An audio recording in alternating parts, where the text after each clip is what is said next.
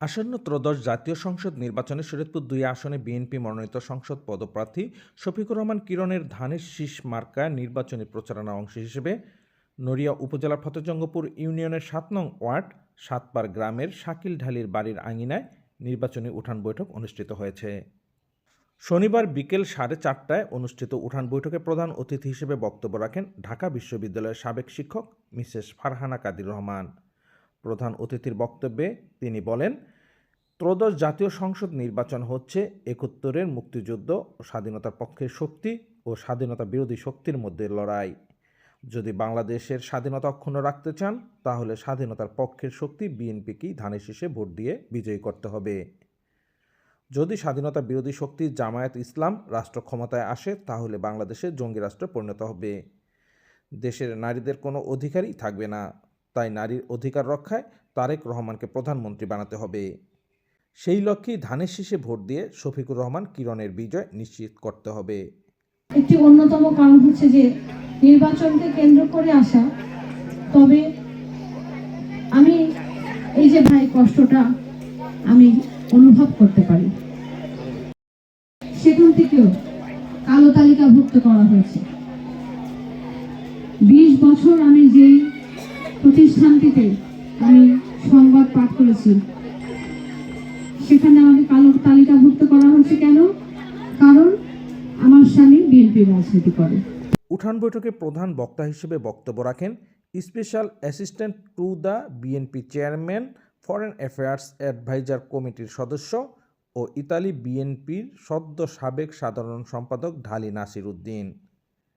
এ সময় তিনি বলেন, বাংলাদেশের মানুষ স্বাধীন চেতনায় বিশ্বাসী। দেশ স্বাধীন করার লক্ষ্যে 30 লক্ষ মানুষ জীবন দিয়েছে, 2 লক্ষ মা বোন ইজ্জত সম্মান বিসর্জন দিয়েছে।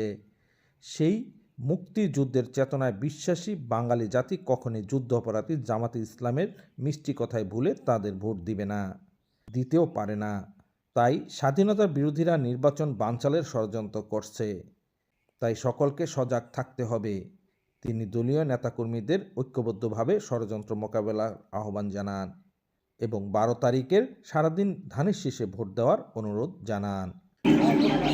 আমরা চাই বাংলাদেশের 16 কোটি মানুষ, বাংলাদেশের 4 কোটি পরিবার আমরা সুখে শান্তিতে বসবাস করতে চাই। আমরা যেন সকলে মিলে ঐক্যবদ্ধভাবে এই দেশটিকে আমরা যেন আর বিদেশে যেতে না হয়, প্রবাসে গিয়ে কাজ করতে না হয়, আমাদের দেশে যেন বিদেশিরা এসে কর্ম করেন, আমরা সেই ব্যবস্থা করতে চাই।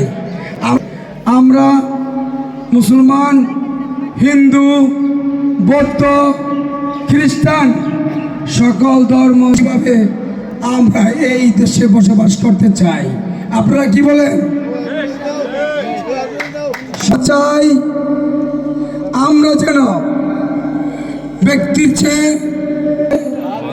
বাংলাদেশ। আপনাদেরকে বলি, সবসময় মনে রাখবেন, আজকে 7 নম্বর ওয়ার্ড তথা আমরা ফতেজঙ্গপুরের মানুষ অত্যন্ত ভাগ্যবান। অতি সহজেই শফিকুর রহমান কিরণকে পাওয়া যায়।